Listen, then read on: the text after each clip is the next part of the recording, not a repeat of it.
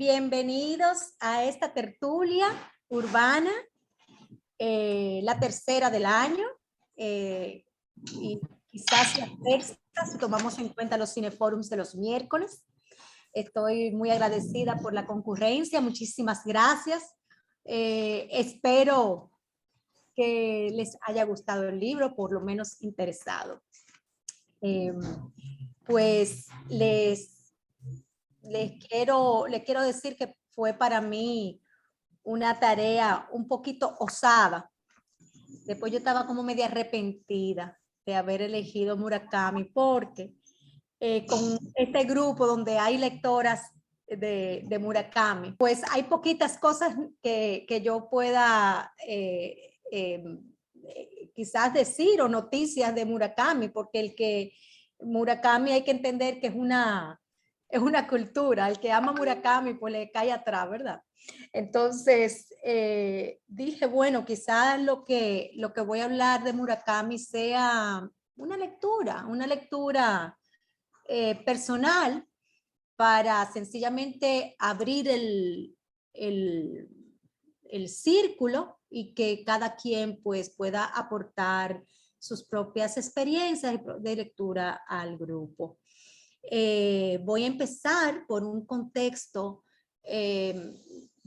para poner a Murakami dentro del contexto histórico y literario. Voy a dedicar unos pequeños minutos y luego datos curiosos, se puede decir así, que fui encontrando a lo largo de la investigación. Tengo que, sí, porque hice una investigación para ustedes, o sea, ya metí la pata.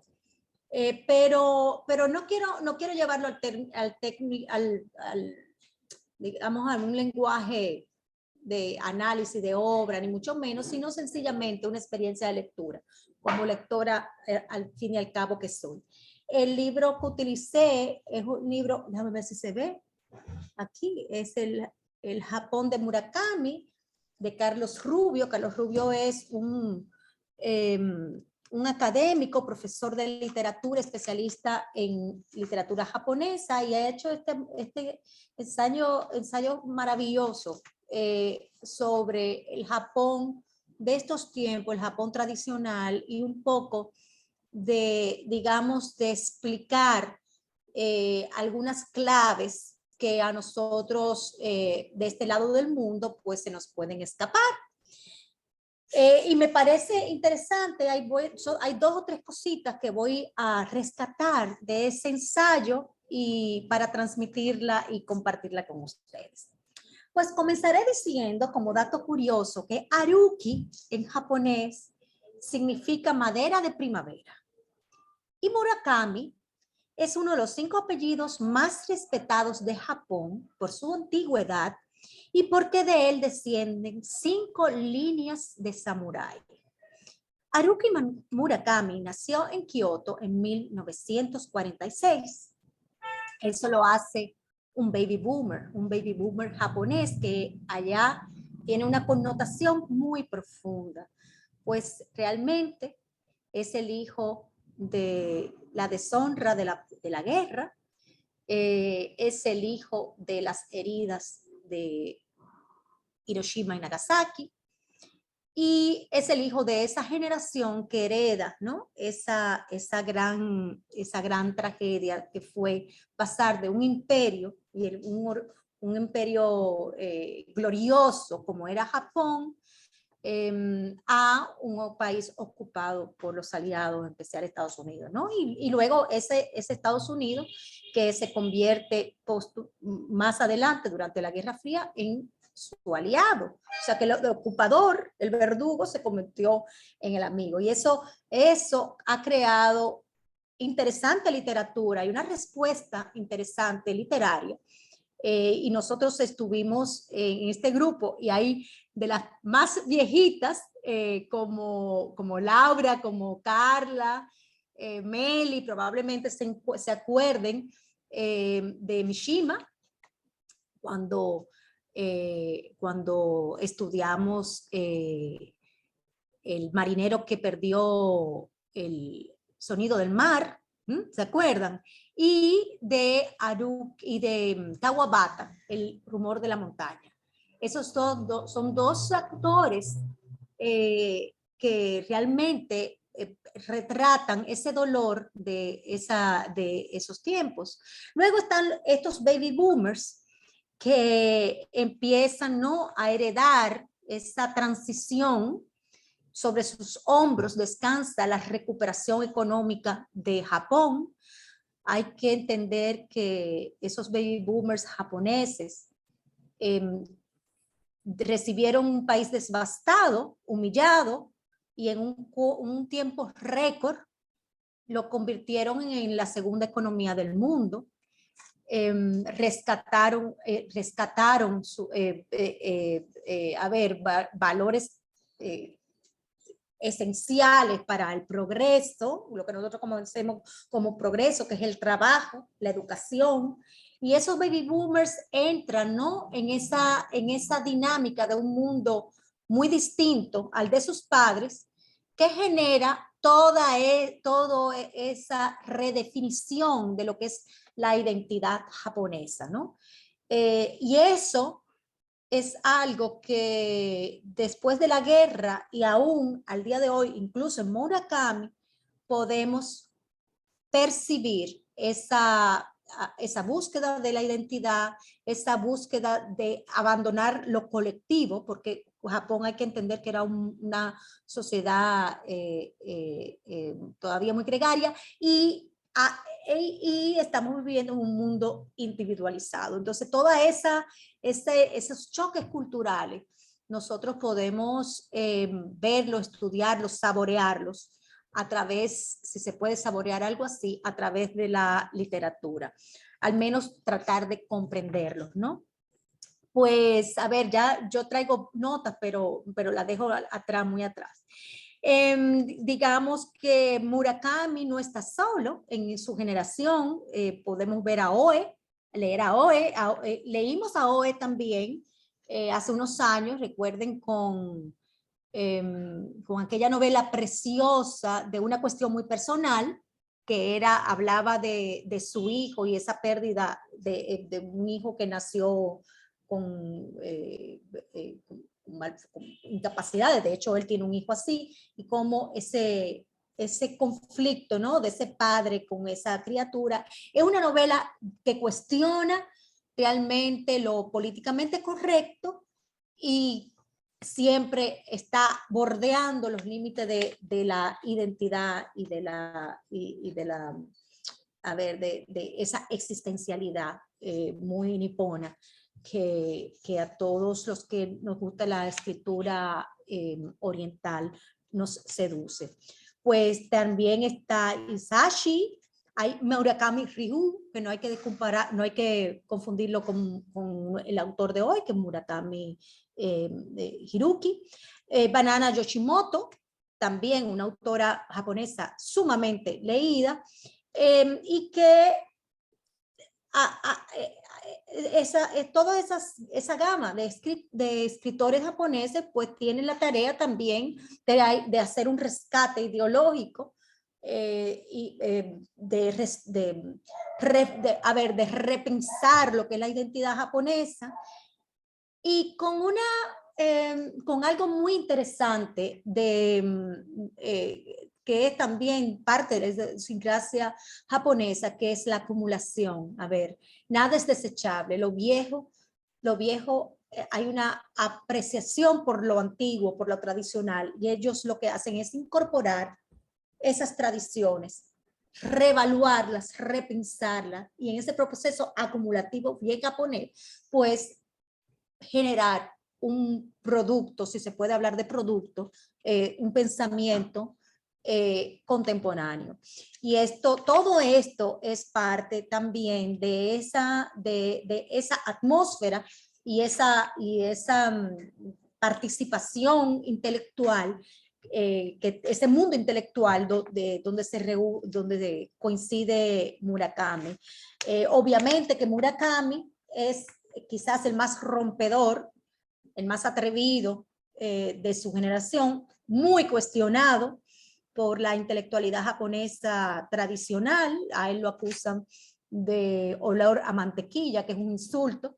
No me sé el vocablo en japonés, lo tengo por ahí apuntado, cuando lo vea se lo digo. Olor a mantequilla es que está americanizado, huele a mantequilla, porque a ver, eso es claro, eso es una lectura muy simplista, entender que en la metatextualidad o en la intertextualidad está todo el contenido de la obra de Murakami, lo cual no es así, ya lo veremos más adelante. Pero también lo acusan de darle, ¿cómo le dicen? Estoy haciendo una traducción, de romper la lengua. ¿Por qué? Porque Haruki Murakami trabaja una lengua, oigan qué interesante. Él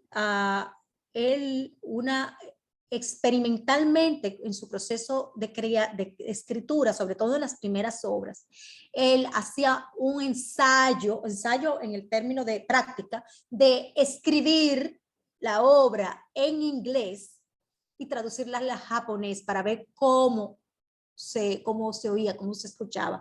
Me parece eso algo fabuloso para un escritor, ¿no? Que se ve global, o sea, porque yo creo que Murakami se entiende un escritor del mundo, aunque hable de su Japón. La traducción es una de sus grandes pasiones. Tenemos la suerte que aunque Murakami hace entrevistas muy malas, por lo menos a mí no me gustan, yo soy una fan de las entrevistas, y una youtubera number one, pero Haruki no hace tan buenas entrevistas. Sin embargo, tiene la generosidad de escribir sobre sus grandes pasiones. Y así nosotros entonces tenemos a la mano el ensayo él es maratonista, ¿no? Pues entonces él ha hablado de correr, él es músico o musicólogo, megalómano, ¿no? Megalómano, y habla de música. Él habla obviamente del oficio de escribir y también ha hablado de la traducción. Qué pena que todavía doña Lisette está un poquito retrasada, ella va a entrar un poquito tarde, que es la traductora de nuestro grupo, pero resulta que Murakami hay una cátedra bellísima de la universidad, es Stanford o ahora no me acuerdo, pero la puedo compartir, donde él habla de la traducción de las obras que ha hecho del inglés al japonés. Ahí me detengo un poco porque me puse a curiosear para traerlo y compartirlo con ustedes. ¿Cuáles son esas grandes obras que él ha traducido? Bueno, él ha traducido, según sus propias palabras, las obras que han sido su escuela o a los maestros que le han enseñado a escribir. Raymond Carver, él tradujo al japonés la obra completa de Raymond Carver. Quien ha leído a Carver probablemente va a reconocer que la composición de esa narrativa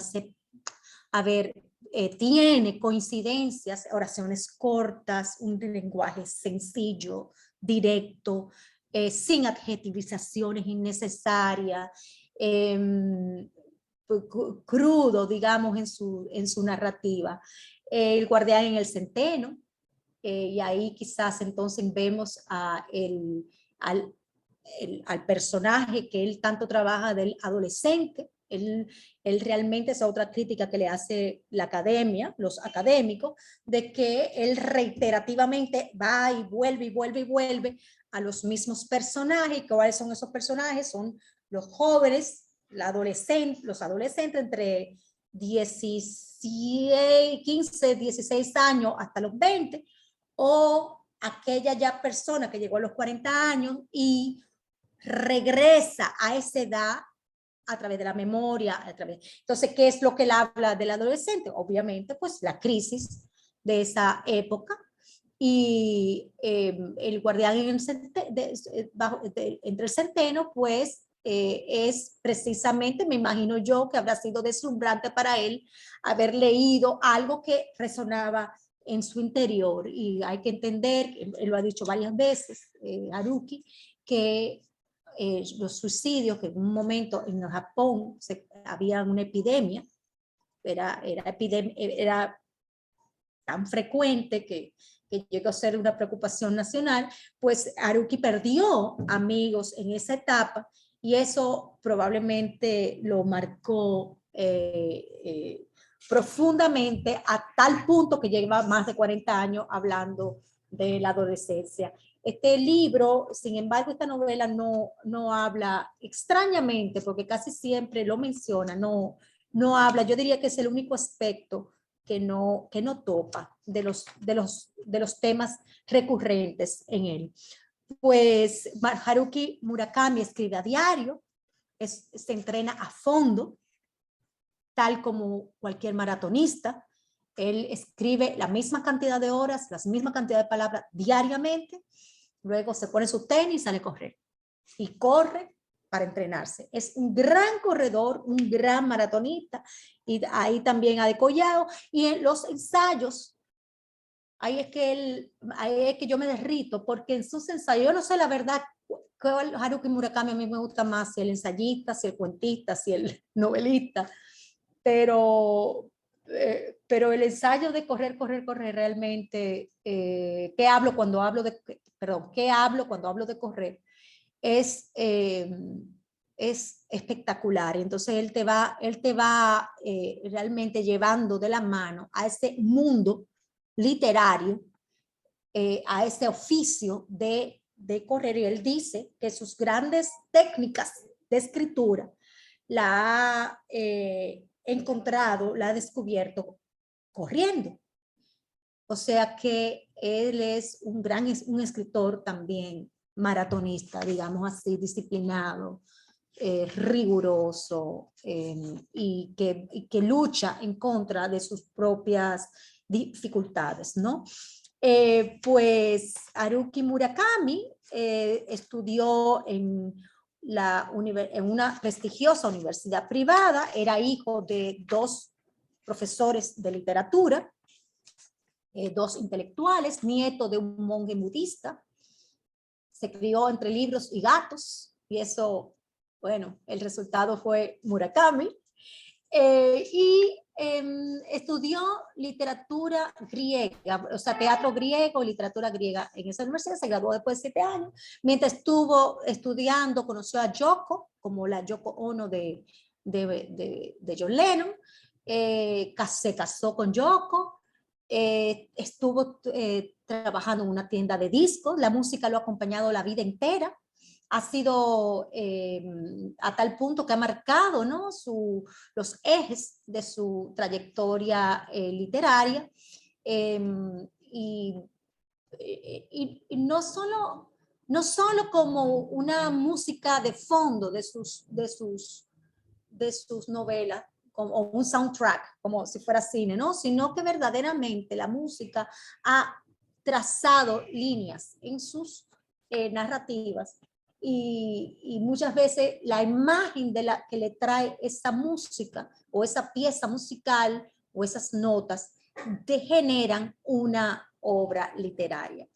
Es una persona que yo entiendo que tiene un proceso creativo, un storyteller, o sea, no se acaba, o sea, los cuentos de Murakami no terminan, reproducen como hongo. O sea, es algo, es prolífero, es un autor prolífero.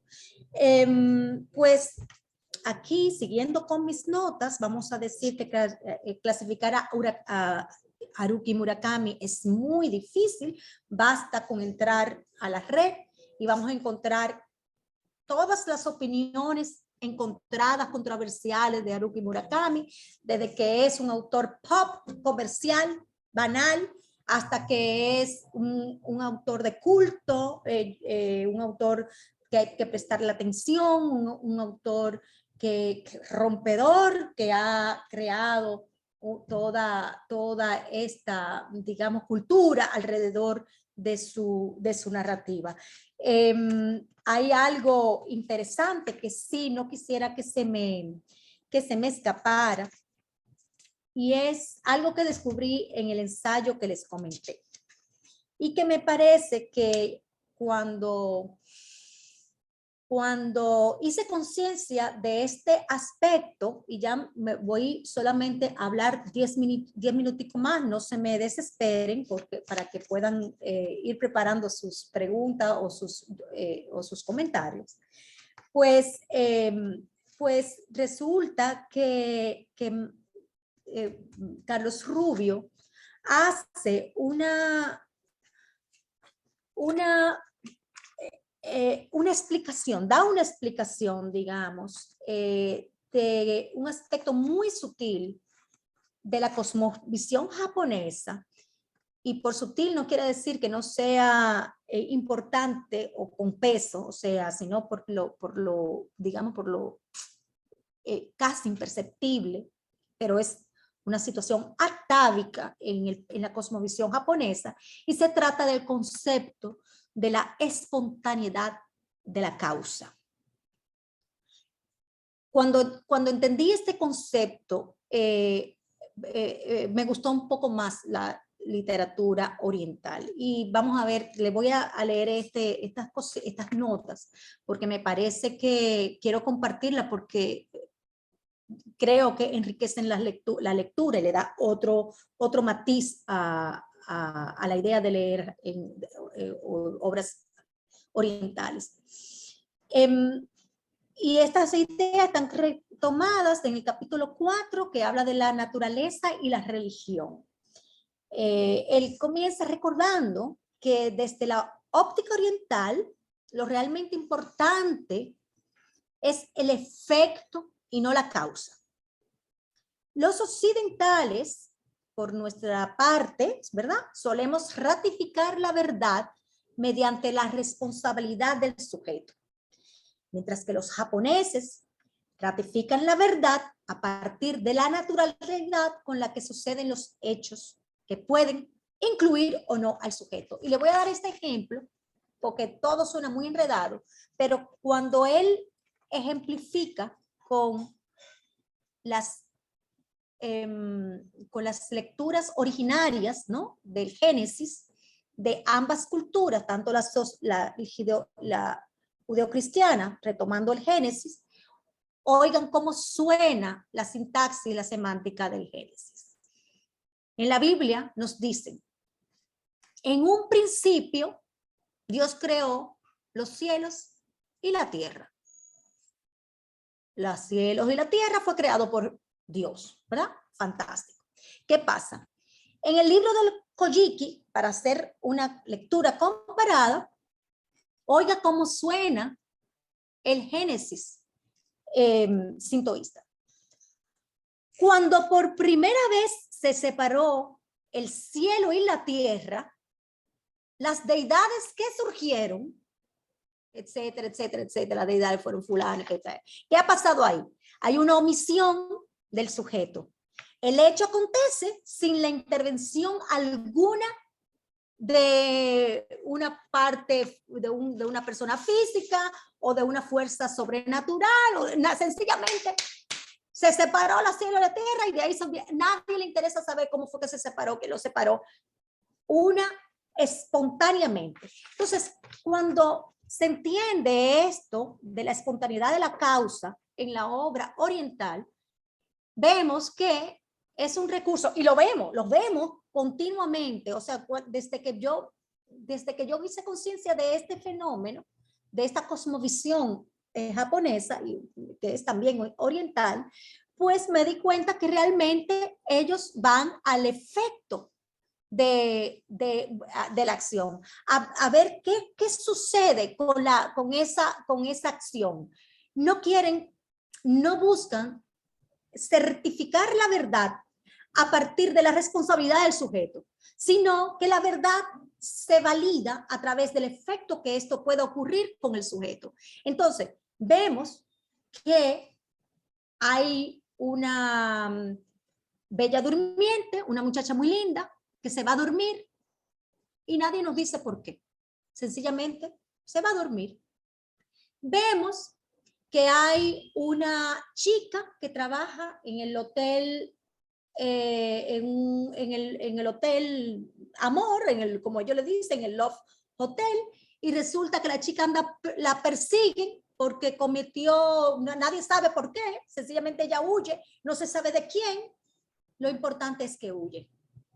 Hay una chinita que es una prostituta y un muchacho buen mozo, joven, que llega en un saco, le da una paliza y nadie sabe por qué le dio la paliza. Lo importante es que se la dio y que la chinita está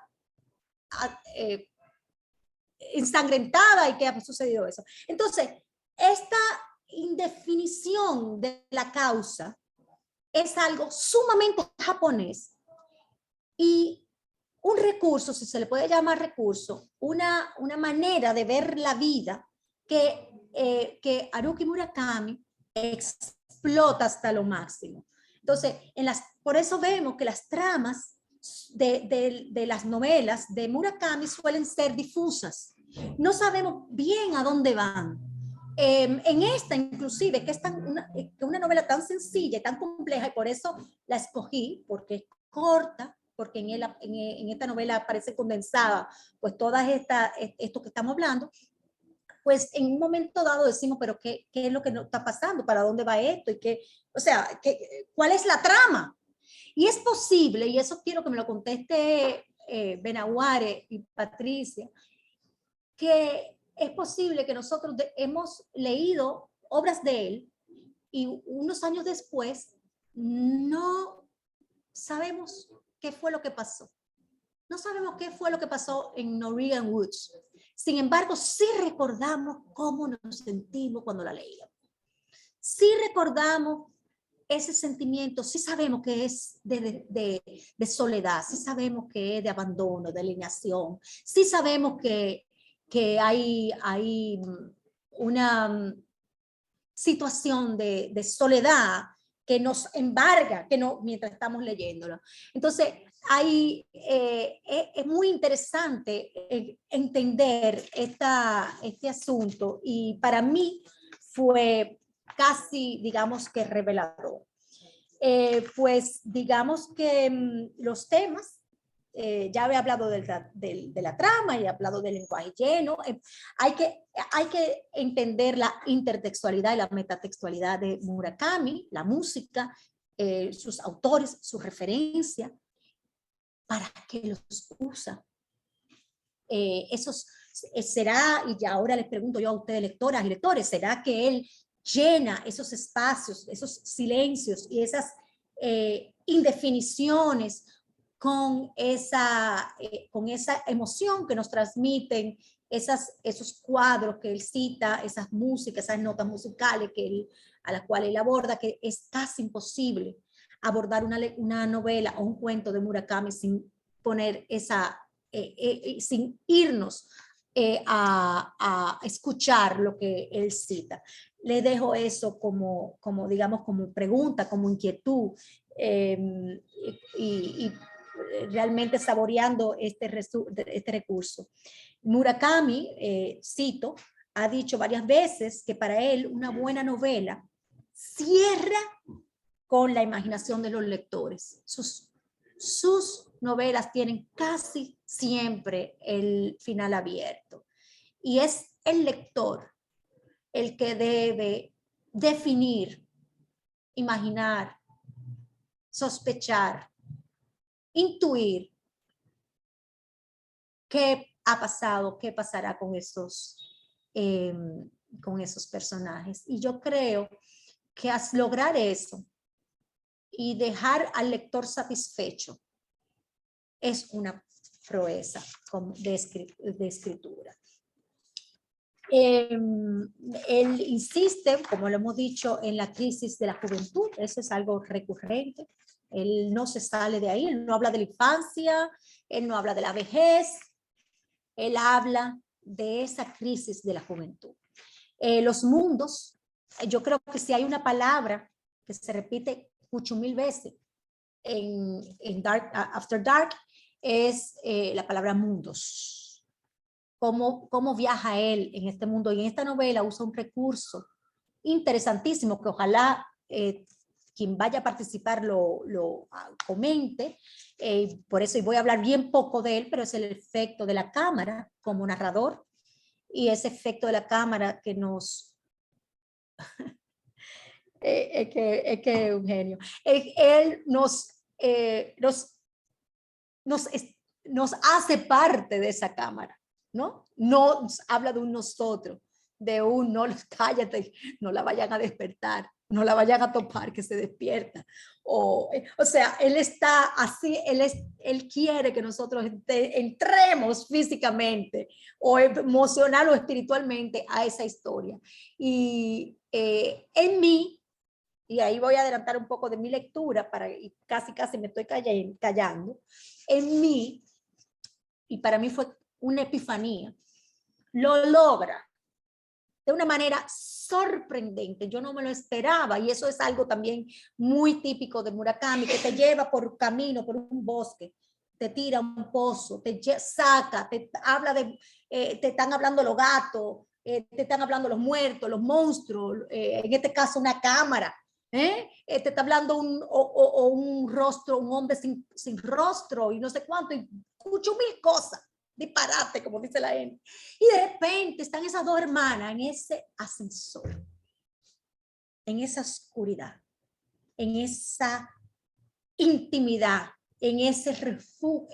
Eso se convirtió en refugio, cueva y espacio de terror. A ver, yo no sé qué diantre. Y esa niña, eso fue como sentir el abrazo.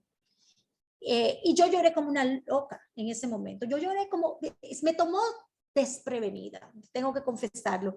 Y ese abrazo, en esa sensación de alienación, de miedo, que puede sentir una muchachita, tener esa hermana que quizás estaba tan asustada como ella, y tenerla abrazada, y saber que esa hermana está tan distante, que está durmiendo un sueño del que no se quiere despertar.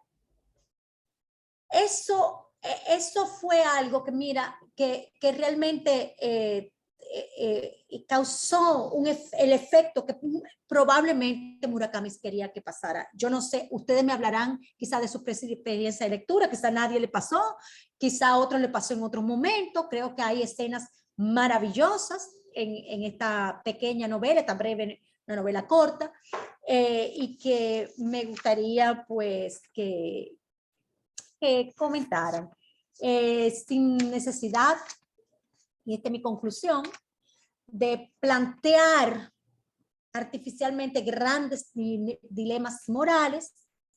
Murakami presenta un mundo en el que la resolución de los conflictos internos, de la soledad, el miedo, el desamor, la incomprensión, la falta de afecto, es también algo muy común, muy resonado, muy repetido en él, se materializa a través de epifanías oníricas, del sueño, del deseo, o de esa, digamos que, de ese viaje, de ese viaje es más que espiritual, es un viaje emocional, en el caso, por ejemplo, de Mari, esa chica que sale al Tokio de las luces a no dormir, a rehusar dormir porque su hermana está durmiendo, y encuentra en las palabras de una mujer humildísima que limpia el semen de un y la porquería en un motel, es la que le dice, vuelve donde tu hermana, abraza a tu hermana, besa a tu hermana. Y es digamos que ese giro de tuerca, ese momento de inflexión donde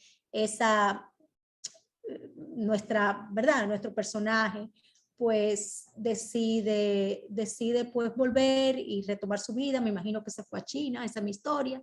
Me imagino que Eri Asai despertó, y quizá esto sencillamente es un momento de crisis que luego se superó. Yo siempre tengo finales felices, Murakami me da esa libertad.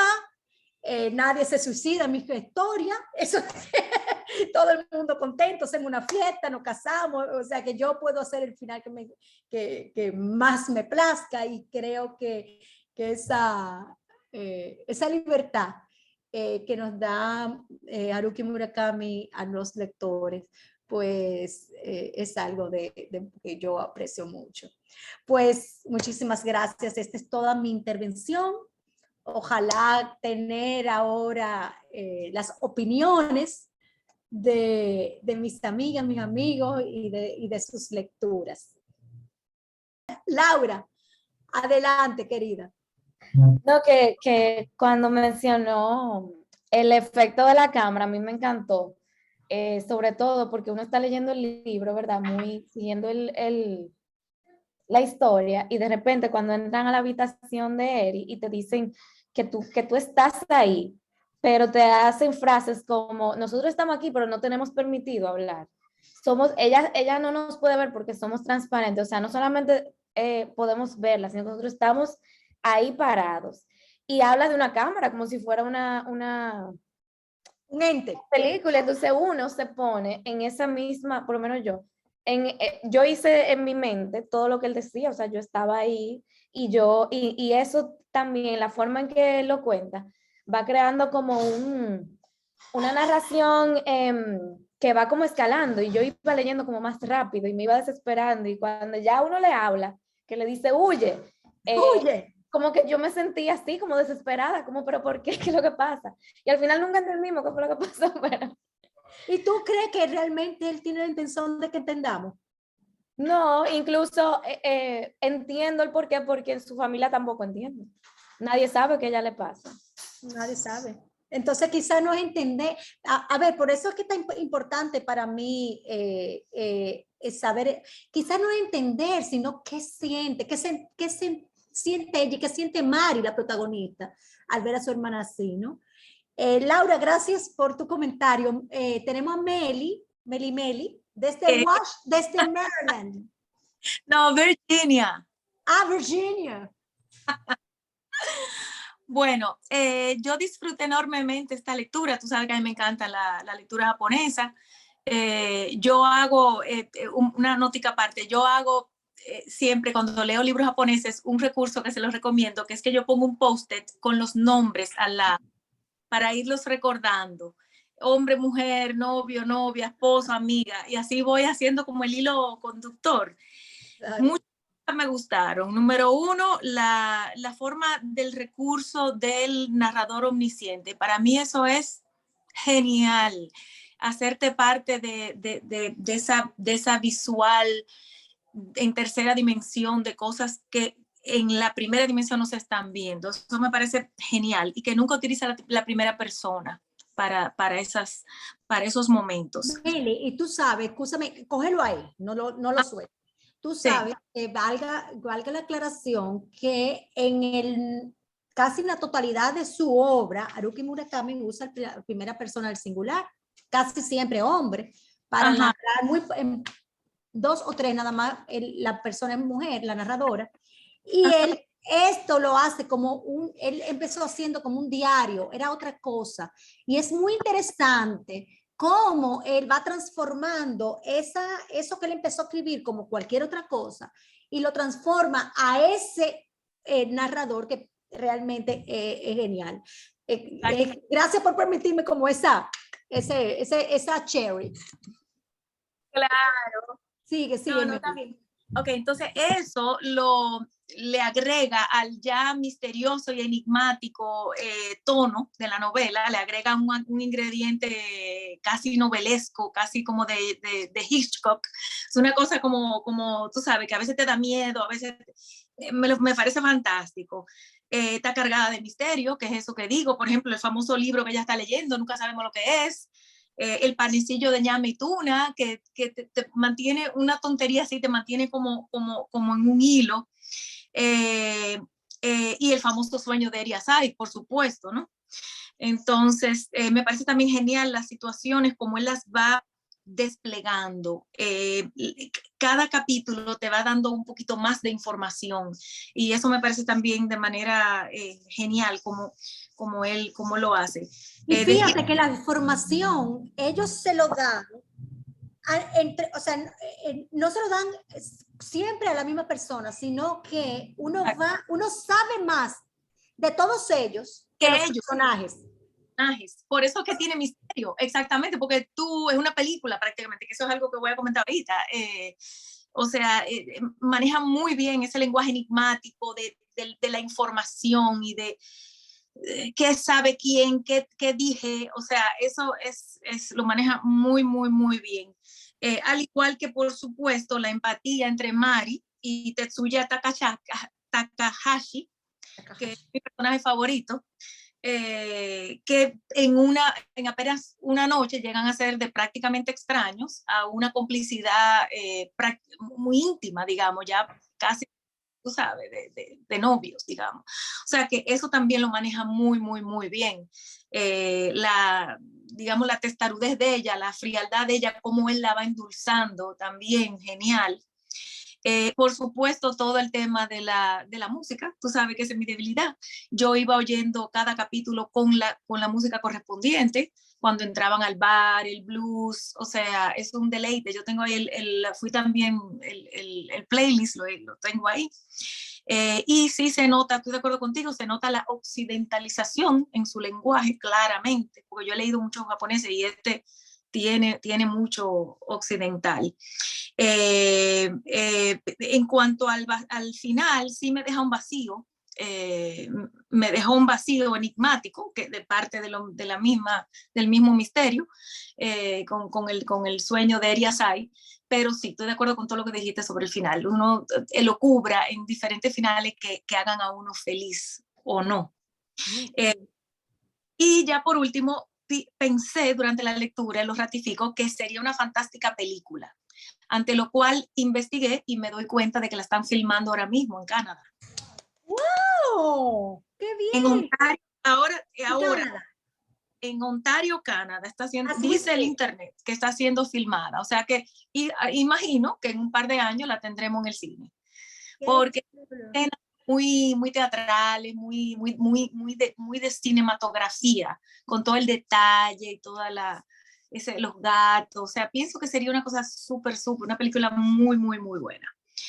Y ya, eso. Gracias, Mela. Pues Penélope, luego de Penélope van Laura y Rosita, se preparan, luego Ramonina, luego Janet y Rosa Mariana, en ese orden. Pues bien, ante todo mi participación será breve, pero no quería dejar de participar, Yula, para decirte cuánto te agradezco que me hayas entrado en este mundo, porque yo había hecho varios intentos, pero por situaciones que no voy a narrar aquí, se quedaron en intentos de pocas páginas. Eso sí, esos intentos fueron en inglés y al leerlo ahora en español y luego enterarme de que él escribe o ha escrito libros en inglés y luego lo ha traducido al japonés, entendí por qué me gusta más Murakami en inglés que en español. Aparte de eso, también me impactó mucho el tema, lo que se ha hablado, de que más que leer un libro me pareció estar como adentro de una película, en todos los sentidos, tanto por la cámara como por el tema del reloj, a tal hora tal cosa, a tal hora tal otra, como que van pasando como esa secuencia, y por la música, que yo eso lo escribí de una vez a la tertulia y de ahí salió el playlist de Monina y todo eso, porque así fue que lo leí el libro. Entonces, aparte de eso, como yo, algunas de las cosas que tú dijiste, pues yo también me he puesto a investigar y por eso te digo gracias por entrarme en este mundo, porque para... De la cual podamos hablar de Murakami. A Murakami hay que verlo en El pájaro que le da cuerda al mundo, hay que verlo en Kafka en la otra orilla. Dicen, yo no lo he leído, que Matar al Comendador es una novela excepcional. Sputnik, mi amor, es una novela que con un lenguaje muy sórdido, yo no la recomendaría para empezar. hay una sexualidad muy cruda, muy explícita y quizá quizá no es para todo público, vamos a decirlo así. Y entonces esta es una novela mucho más cercana, digámoslo así. ¿Está respondida esta pregunta? Pues gracias, Sí. gracias. Pero fíjense, a mí me llamaron mucho la atención los diálogos de jóvenes y que llega un momento que tú te puedes pensar que estamos ante una novela juvenil, pero después que viene la trama bien fuerte, te das cuenta que no, que es una novela fuerte, tiene mucho surrealismo que a él tanto le gusta. Y la novela se hizo de noche, de las 12 de la noche hasta el alba, porque él dice siempre que en la noche está el misterio. Y por eso quiso encajarla dentro de las horas de la noche. Una de las cosas que más me llamó la atención fue que cada capítulo tenía un reloj y ese reloj marcaba cada capítulo, iba bien al pasito según el capítulo hasta llegar al final. Y es algo como, yo me lo encontré genial eso. Y realmente el final es libre. Tú puedes interpretarlo como tú quieras, que es lo que a él le gusta. Pero yo me la encontré muy buena, buenos diálogos, una narración impecable. Y como habían dicho anteriormente, es como si tú estuvieras narrando una película y estuvieras dentro de ese guión, dentro de esa película. Muy buena elección, me gustó muchísimo. Gracias. Gracias, doña Lucita. Pues tenemos a doña Ramonina. Hello, people, ¿cómo están? Hello, people. Mire, antes de decir los temas que quiero comentar, quiero referirme muy brevemente a lo que han dicho con anterioridad. Una, Yulisa ha referido muchas veces que se le critica a Murakami la occidentalización en la literatura. Es probable que gracias a esa occidentalización ha podido ser un autor que se lee tanto fuera de Japón.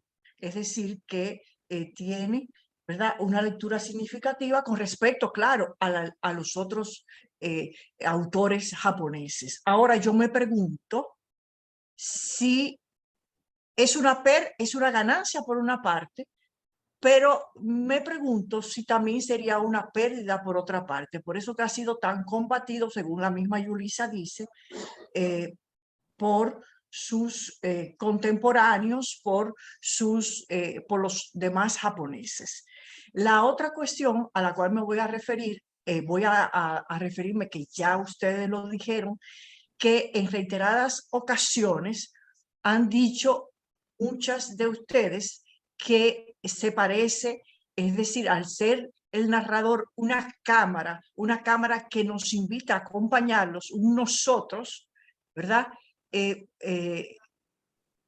si no es es decir, que tiene el punto de vista de una película, que parece una película. Entonces, ustedes verán en lo que yo voy a comentar un poco esta cuestión. Yo voy a comentar dos puntos. Uno, algunas cuestiones de la intertextualidad que hay en la película, y otro, si me da tiempo, otro punto, el desdoblamiento que hay con respecto a el traspaso de una puerta, es decir, el traspaso de una puerta, una ventana, un espejo, en alguno de los personajes, por lo menos en dos. Como todos ustedes, bueno, empiezo por la cuestión de la intertextualidad, de un intertexto que quiero trabajar rápidamente.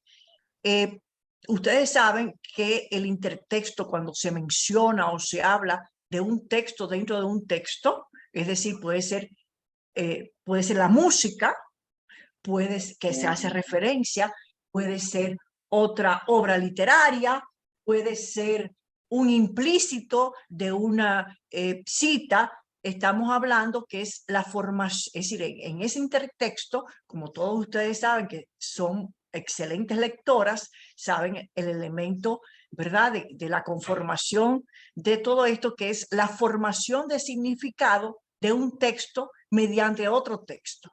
Es decir, al poner la música, el tipo cuyo nombre no recuerdo ni quiero recordar, que es el que ejerce la violencia machista con respecto a la chica china, una música clásica ligada de lamentos, entre lamentos y tristeza, ya ahí está creando Murakami o el autor la cuestión de la tristeza, el lamento y la soledad de esa persona que no quiere ni siquiera regresar de noche a su casa y prefiere permanecer en la oficina en vez de ir precisamente a su hogar. Entonces, la formación, es decir, el intertexto añade capas de profundidad a la lectura o el cine o la película a una obra, y además le introduce capas de profundidad diferentes, e introduce también una lectura activa, una interpretación activa, porque cada lector, cada persona, espectador que ve la película, la va a interpretar de acuerdo a sus referencias literarias, a su capacidad de, digamos, de conocer e interpretar las diversas referencias que hacen allí.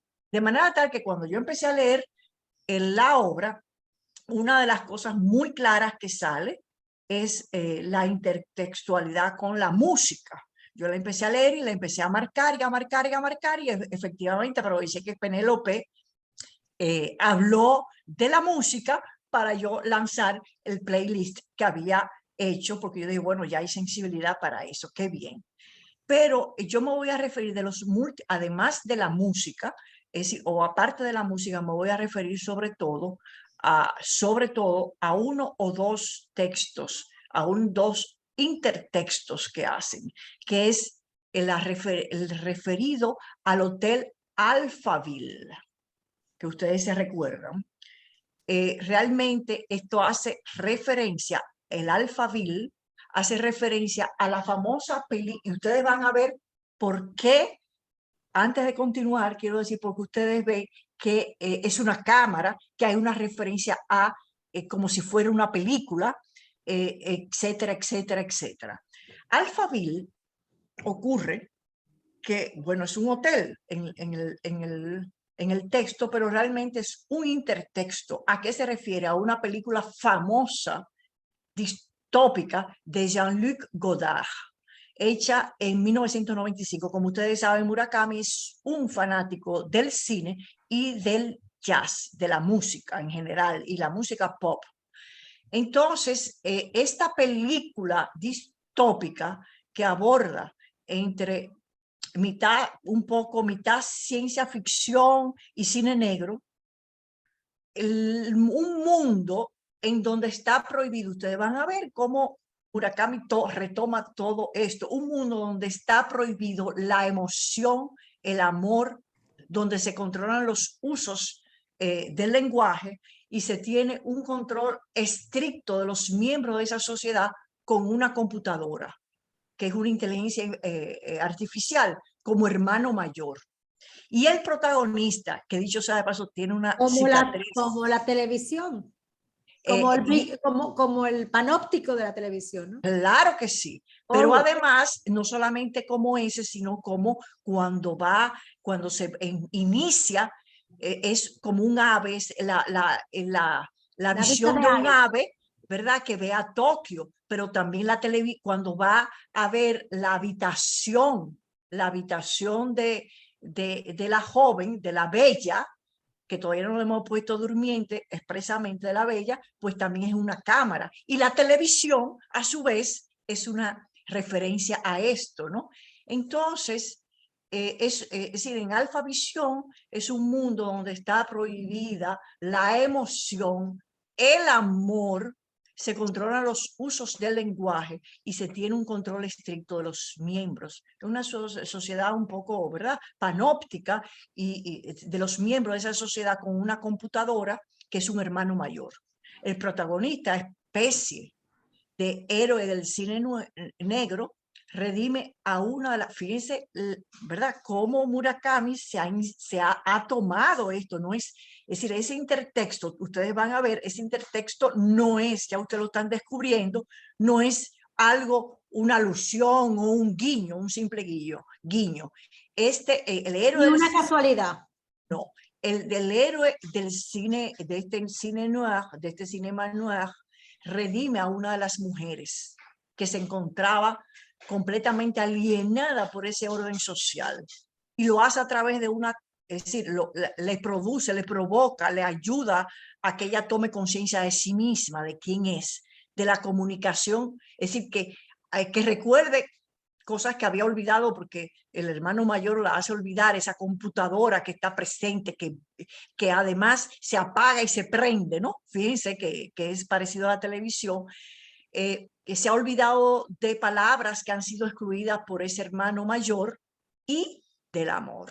Es decir, no existe, no tienen conciencia del amor ni tampoco de las emociones. Ese es un mundo distópico, evidentemente, que Murakami retoma para trabajar lo que él considera que es Tokio, lo que considera que es Japón.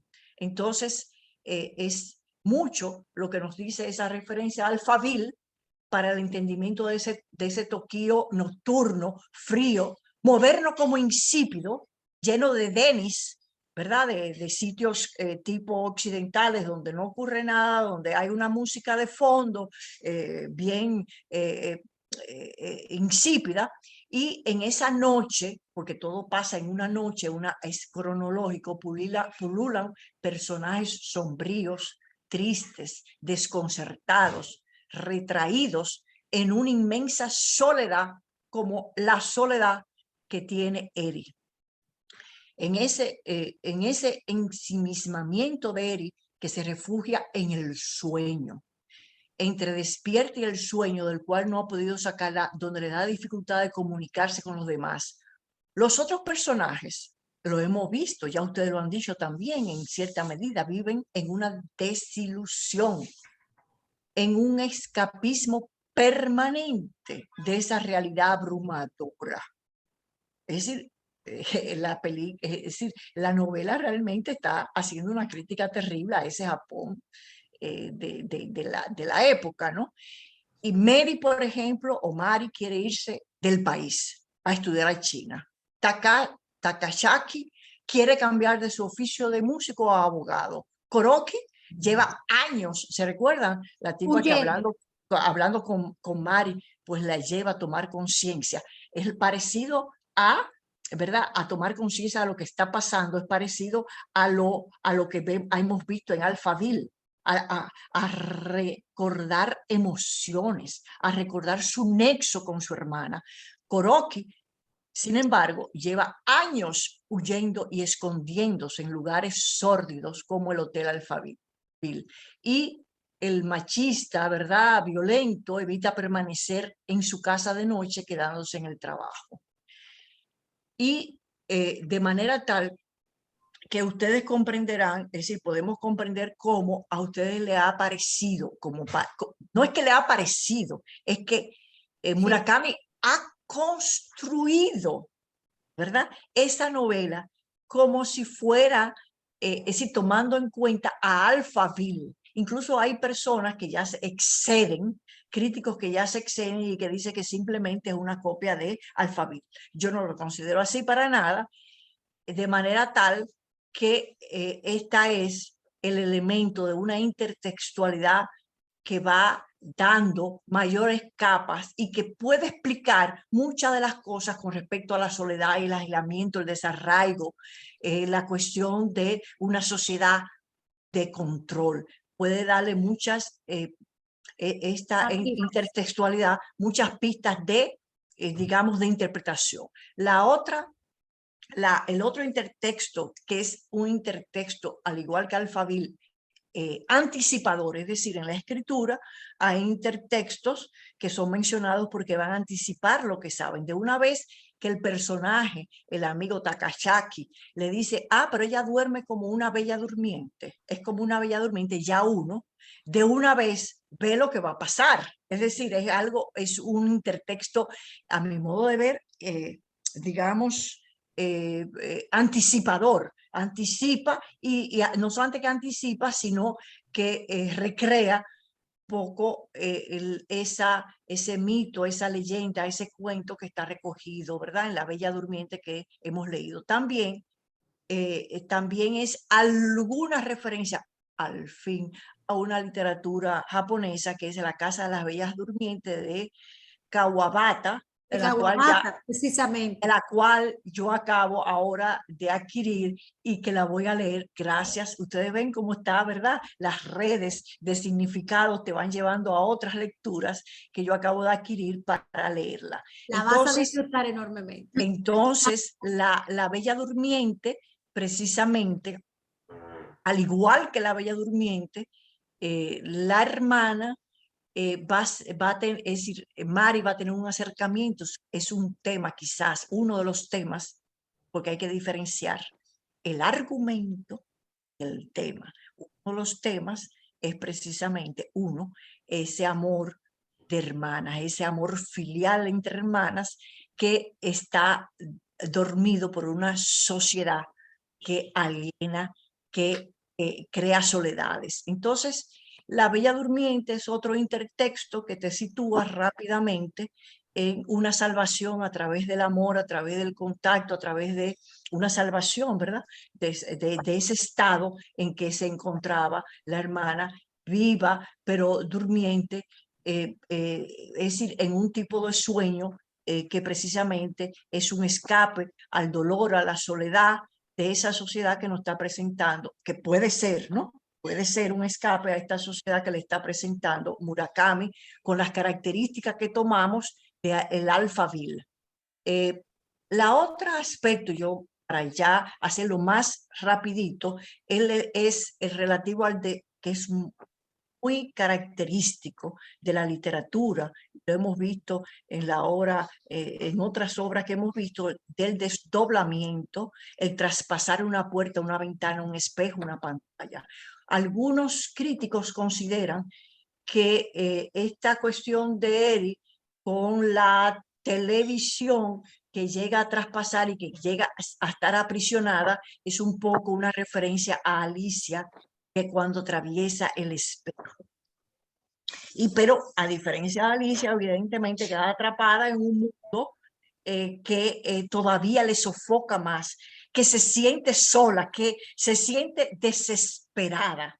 Entonces es muy clásico, es clásico, y yo descubrí ahora leyendo sobre el autor que está muy ligado al psicoanálisis, el surrealismo, que indudablemente él tiene mucho de lo onírico. Él tiene una novela que es exclusivamente una referencia a Alicia en País de Maravilla, que es, ahora no recuerdo el nombre, soy muy mala con los nombres, pero es una novela extensa, pero realmente que retoma ese texto como, y parte de ahí para... Bueno, me alegro porque entonces mi análisis no está tan descaminado, porque aunque no menciona, a diferencia de La Bella Durmiente, aunque no menciona a Alicia, cuando uno ve que ella entra y traspasa la pantalla que antes era observada a través, fíjense bien, era observada por una persona con una máscara que se le pegaba a su rostro. Ahí está la cuestión de la máscara, que los que saben, yo no sé si Jane Cunjar está aquí y la misma Rosa Mariana sabe lo que es la máscara en Jung, ¿verdad? Entonces voy a sintetizar muy rápidamente, ya no voy a hablar más, un espejo, una pantalla que está muy ligado en los análisis que se han hecho sobre cuando eso ocurre a una introspección o a resaltar cuando uno atraviesa como pesadilla o como sueño en lo onírico, pantallas, ventanas, espejos, es precisamente una reflexión de o un encuentro con los lugares sombríos, con las sombras del yo. De manera tal, yo no voy a insistir ya mucho en esto porque no quiero abusar de del tiempo, pero termino mi comentario de esa manera, con esos dos puntos. La cuestión de la intertextualidad, ya no basándome tanto en el playlist que hice sobre la música, sino en Alphaville, que recomiendo verla. No es la mejor obra de Godard, no lo es. Incluso cuando yo la vi hace muchos años, no me gustó. Ahora yo la repetí cuando vi esta obra y sí, ya entonces pues pude hacer el match entre una y otra, porque realmente Murakami decía en una entrevista, fíjense bien, que cuando él tenía poco dinero, acudía para ver películas, porque a él le encanta el filme, acudía a las bibliotecas que eran gratis para leerse los guiones, de manera tal que es interesante, porque muchas veces uno dice, esta película está basada en tal novela, pero yo no había visto una novela, es decir, que tenga una referencia tan importante en una película. Entonces esa cuestión de la intertextualidad te hace descubrir cosas que ustedes antes, muchas de las que me antecedieron, se preguntaba qué es lo que está pasando. Pues esa Alphaville, ver esa Alphaville y esa referencia a Alphaville te hace descubrir significados, te hace repensar en significados que sin verla no los tienes todos a tu favor. Se puede, pero no los tienes todos a tu favor. Aquí termino mi comentario. Gracias, Ramonina. Excelente, excelente. Como siempre, aportas mucho material para Gracias. el análisis y la discusión. Janet, hola Janet Valenzuela, ¿cómo estás? Hola para todos. Lo voy a hacer rápido porque se ha extendido mucho. Murakami, comenzaré con una frase. El muchas veces nominado y nunca galardonado con el Premio Nobel de Literatura. Espero que el nunca galardonado no sea un nunca, sino que antes de que yo salga de la encarnación, por lo menos, o que salga él, sea galardonado. Entonces, para mí, un escritor surrealista, definitivamente. Yo soy murakamista, así como soy saramaguista. Murakami lo comparo ahora mismo con Saramago, guardando las distancias por los estilos, no por mejor o peor. O lo amas o lo odias con el primer libro. Y realmente pienso que 1984 es un buen libro para comenzar. Yo comencé con ese y de ahí seguí. Murakami es capaz de crear mundos paralelos y ficciones que reflejan la profundidad y complejidad emocional de los humanos. Por ejemplo, humanos como tú, como yo. Son historias fáciles, aparentemente, por lo menos las que me he leído. Y me acabo yo reconociendo en uno o en varios de los personajes. A Murakami se le descalifica para el premio Nobel, por ser un superventas. Y eso, o sea, para mí es súper injusto, el colmo del esnobismo. Es como siempre he creído, hace tiempo que Leonardo DiCaprio debió haber recibido el premio, el Oscar. Se lo dieron ya porque les daba vergüenza, pero debió haberlo recibido por lindo. Por lindo, exacto. Entonces, por lindo no le daban el premio. A Murakami no se lo dan porque es un superventa, es un bestseller, y los bestsellers le tienen un anatema a la gente de los premios Nobel. Bueno, pero igual son ellos los que deciden. Como ya dije, es para mí un escritor surrealista, y en esta novela el lector es omnisciente a través del recurso de la cámara, pero haciendo como un resumen del libro completo, la novela es una experiencia onírica, o sea, es un sueño que tiene el lector. Por eso no puede hablar, no se puede manifestar. O sea, yo tengo un sueño y mi sueño es After Dark. Entonces, toda la trama se desarrolla de noche. Fíjate que se llama After Dark, o sea, en ese intervalo donde ocurren los sueños. Entonces, mi interpretación de la novela, sin irme a personajes, a lugares, porque bueno, Murakami te refleja la sociedad japonesa, te la desglosa sumamente bien. O sea, la novela entera es un sueño que yo tuve. Vi esto, vi aquello, no me podía mover, no pude atravesar esta pared, como los sueños que uno tiene. Yo estaba volando y yo hablaba inglés y en un momento tú estabas, pero después tú no estabas y estaba, o sea, y todas las escenas es para mí un sueño. Concluyo mi exposición con esto. Gracias, Janet. Y es verdad, realmente esa sensación de estar soñando o de estar penetrando en los sueños del otro, que también es una, a mí me pasó una vez, eso de que es fatal, según muchísimos chamanes, ¿verdad? O sea, penetrar en el sueño del otro es parte también de ese mundo onírico. Pues tenemos a Rosa Mariana, ¿verdad que sí? ¿Te vas a Sí, aquí estoy. No, la quité porque ya entraba ahora. Pues, hola Rosa Mariana, cuéntanos qué te pareció la novela. Buenas noches. Bueno, pues para mí este es mi tercer libro de Murakami y definitivamente se siente el espíritu de Murakami desde que uno comienza a leer. Yo le doy otra mirada, respetando todas las interpretaciones muy interesantes que ustedes han expuesto.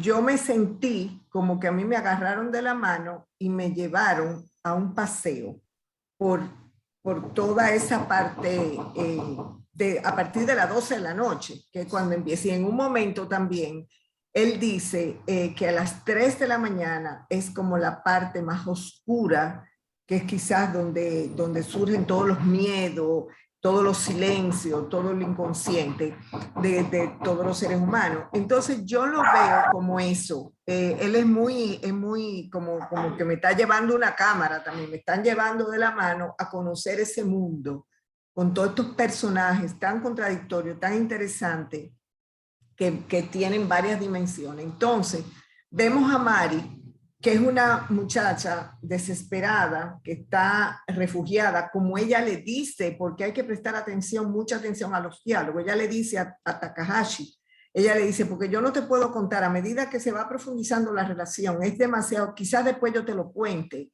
lo que ha pasado con la hermana, que para mí, la hermana, viviendo en ese mundo tan superficial que ella vivía, esa hermana admirada, ella se sentía el patico feo, y todo, esa muchacha cayó en un burnout, o sea, esa muchacha cayó en una depresión, en una situación que ella no podía con su alma, y hay gente que le pasa eso. O sea, realmente hay gente que se derrumba, esa es la palabra. Entonces, yo encuentro interesante en Murakami, que aunque lo dicen occidentalizado, yo me sentí que yo podía estar en Nueva York, como podía estar en París, podía estar en Santo Domingo, podía estar en cualquier ciudad cosmopolita, de mucha gente, a partir de las 12 de la noche. Señores, porque uno sale aquí, quizás antes de la pandemia lo podíamos ver, y uno ve en esos sitios como el Sartén, como la zona colonial, todos esos personajes extraños que yo siento que Murakami en eso es un genio, porque él no solo lleva la realidad de Japón, él lleva la realidad que está pasando el ser humano actualmente, esa soledad, ese vacío. Y me pareció algo muy chocante cuando el amigo de Mari, el músico, decide que él va a dejar de tocar para ser abogado. Y hay una fracción que yo no quisiera dejar de destacar en la página 119 del libro, en el último párrafo, que él explica por qué él va a dejar la música y va a ser abogado. O sea, muy brevemente le voy a leer esa parte. Sin embargo, en el Palacio de Justicia, conforme iba escuchando los testimonios de los testigos, porque él iba como observador, las exposiciones del fiscal, los alegatos de los abogados, defensores y las declaraciones de los acusados, iba perdiendo la confianza en mí mismo. Eso me pareció extraordinario. ¿Por qué él iba perdiendo? Aquí lo explica.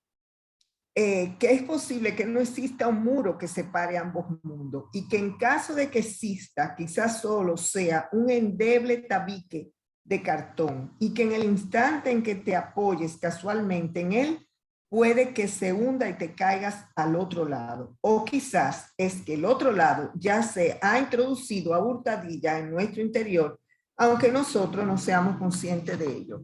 Lo vemos también en el famoso ejecutivo, el personaje que se va a su suburbio, a su casa, que llega, que le duele la mano por el golpe que dio, como esa doble personalidad, que conocemos tanta gente que son así. O sea que en el fondo él mismo se ve que yo puedo llegar a ser ese que da golpe también. O sea, yo puedo llegar a ser ese criminal. O sea, la línea que nos separa de una manera o de otra es tan sutil, y en eso Murakami es genial. Eso yo lo vi en otras novelas, en Los hombres que miran a las mujeres, bueno, en Tokyo Blues. Le digo que esta es la tercera y me gustaría, te propongo, como directora de este grupo, que sigamos leyendo a Murakami, porque la verdad que yo encuentro que Murakami retrata lo que es la sociedad actual, internacional, el mundo, lo que somos. Es una visión global. Para mí él es genial. O sea que definitivamente la lectura, yo lo veo como que él me va llevando como una cámara por todos estos lados para ver ese bajo mundo, esa soledad, ese parque, esos gatos, esas conversaciones. Eso lo vemos en cualquier ciudad. O sea, me pareció realmente un reflejo de todo esto. Y que en esa oscuridad es que sale ese inconsciente de nosotros. Bueno, pero nada, me callo. No se oye. Sorry. Gracias, Rosa Mariana. Realmente así es. En esta novela, específicamente en esta novela, él está hablando de un Tokio. Hay que entender que Tokio está dentro de las 5 ciudades más seguras para vivir, donde está más protegido el individuo, donde todo el mundo, ¿verdad? Los top 5. Y dentro de ese top 5 es la ciudad más densamente poblada. Sin embargo, en esta novela, Murakami está haciendo una dura crítica a lo que pasa en el bajo mundo de Tokio, donde cuando se apagan, cuando la ciudad que no duerme y se encienden las luces de neón, ¿qué pasa debajo a la luz de esas luces? Y qué tan vulnerable se encuentran algunas personas que realmente están en un mundo de inseguridad, de violencia. Y realmente nos conmueve digamos que ese hablar, ¿no? Esa denuncia, porque al final, aunque él no quiera hacer la denuncia, porque él no es y eso también se lo critican, él no es un autor que está representando ninguna causa, sin embargo es un observador. Y yo creo que con ser un observador basta. El rol de un escritor es observar y comunicar qué es lo que está viendo.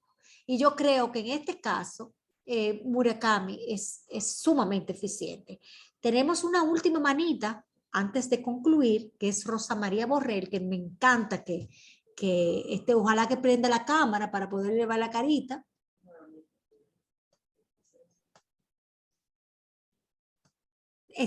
Tú estás en mute, Rosa María. Que no quería prender la cámara porque tengo el pelo mojado, me acabo de... Ay, pero te ves fantástica, ¿eh? Es como una loca.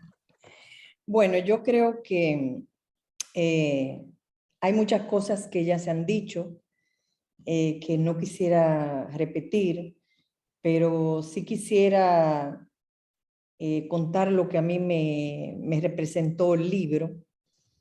A mí me parece que es una descripción de una noche de Tokio, pero que podría ser una noche de cualquier ciudad en el mundo, como acaba de decir Rosa Mariana. La vida de una noche cualquiera, el underground de una vida cualquiera, de una ciudad cualquiera, donde se juntan muchas cosas. Se junta la violencia, se junta gente trabajando en un sótano tocando música, como es el caso del chico que ya no me acuerdo cómo se llama, y que todavía no sabe muy bien qué es lo que va a hacer en la vida, si música o si va a estudiar derecho. El encuentro de los desconocidos en una noche, el encuentro de las sociedades, de las soledades, el escapismo de mucha gente, como la de Mary, que escapaba de algo que ya sabemos qué es, los afectos rotos que son encontrados en esa noche, el inicio de amistades diversas, en fin, esa es la primera impresión que el libro me deja, es la descripción de una noche cualquiera en una gran ciudad, ¿no? Por otro lado, el tema de la cámara, a mí lo que me parece es, o me recordó, no quiere decir que eso sea la realidad, pero lo que me recordó es lo que dijo Ramonina, es el gran hermano, estamos vigilados. Estamos vigilados en todas partes, ¿no? Y yo creo que eso sucede no solamente a través de una cámara, sino a través de muchos otros medios por los cuales estamos en el mundo hoy en día, de alguna manera, vigilados y fichados. Por otra parte, a mí me parece que esa relación, que ya lo explicó muy bien en la intertextualidad ramonina, de la música y la letra, yo no logré, por falta de tiempo, no logré poner la música y leer la letra de la música, que podría tener un agregado muy importante a lo que él no pudo decir o no quiso decir por escrito, pero que sí lo decían las músicas, las letras de las músicas, y me parece que los que hicieron ese ejercicio pues tienen un plus en el entendimiento de lo que es este libro. Y me parece que un tema que no se ha trabajado o no se ha discutido aquí es la relación Japón-China. Él juega con esa relación de alguna manera con la china prostituta y Mary, estudiante de chino, de mandarín, que quiere además, que tiene la oportunidad de irse a China a perfeccionar el idioma. De alguna manera no cierra esa relación China-Japón, pero la deja ahí para un imaginario de cuál es la relación que tienen esos dos países, qué cerca están o qué distante están, ¿no? Y finalmente, a mí me parece que él juega mucho en el libro con el tema de los afectos en las familias no resueltas, y hay dos de ellos que me parece que vale la pena mencionarlo, es el afecto de Mary y su hermana, y el cierre, que nos lo deja la imaginación, pues a mí me resultó en mi imaginación que ese abrazo en la cama de esas dos hermanas iba a ser posible, que la hermana se despertara de ese sueño, ya que yo creo que el sueño de alguna manera de ella era bastante emocional, y me parece que la hermana o quiero yo pensar que la hermana con ese abrazo y ese cuidado iba a solucionar en gran parte ese abandono a través del sueño que la hermana tenía. Y bueno, yo creo que eso era todo lo que me había notado aquí. Bueno, muchas gracias y muy buena tertulia la de hoy, Yulisa. Gracias, Rosa María. Realmente los comentarios que se han sumado a esta tertulia han enriquecido la lectura, ¿no?, que hemos hecho. Murakami es un autor universal. Yo creo que si hay un mérito importante que hay que atribuirle a su obra, es conectar, la conectividad.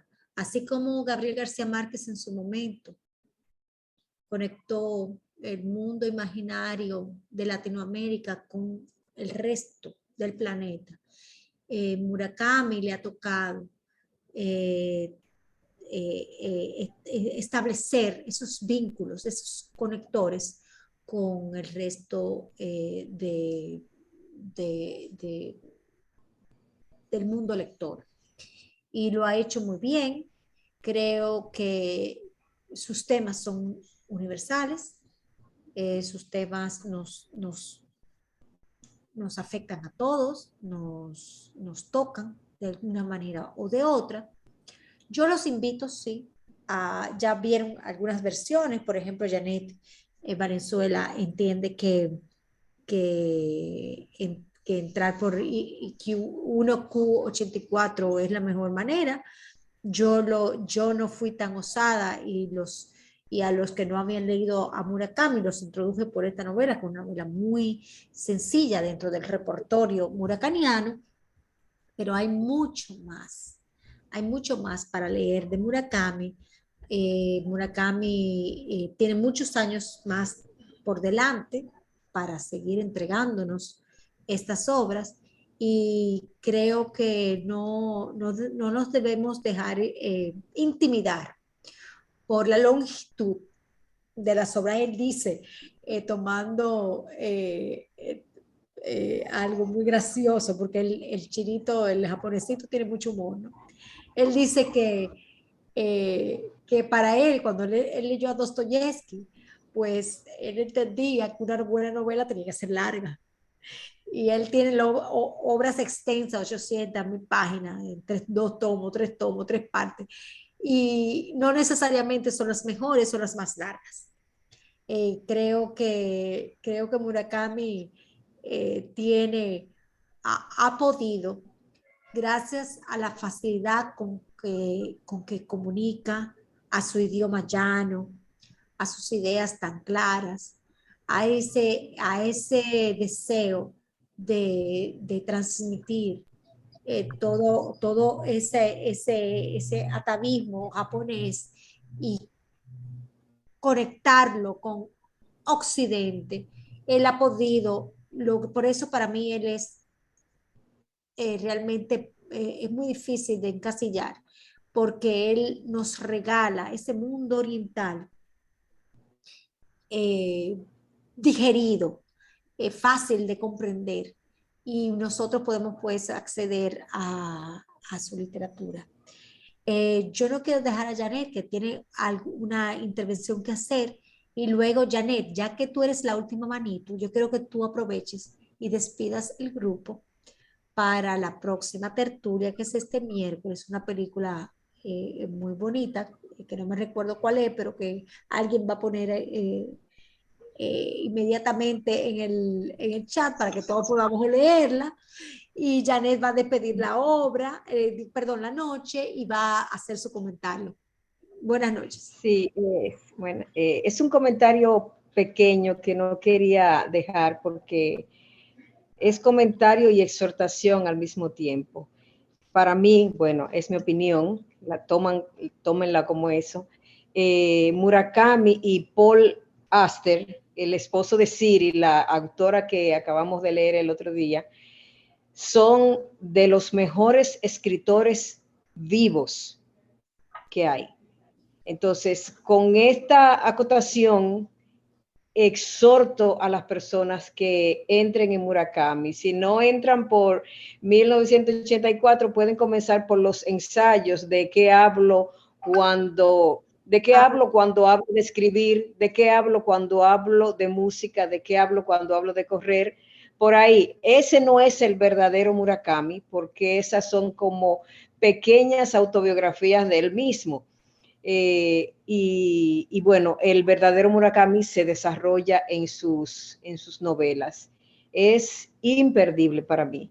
Con esto quiero cerrar los comentarios tan maravillosos de la noche. El libro yo me lo había leído hace un tiempo, lo volví a revisar y con todos los comentarios se refrescó mucho en mi memoria del libro. Exhorto para que sigan asistiendo y nos vemos el próximo miércoles. Adiós. Un abrazo. Chaito. Gracias. Bye.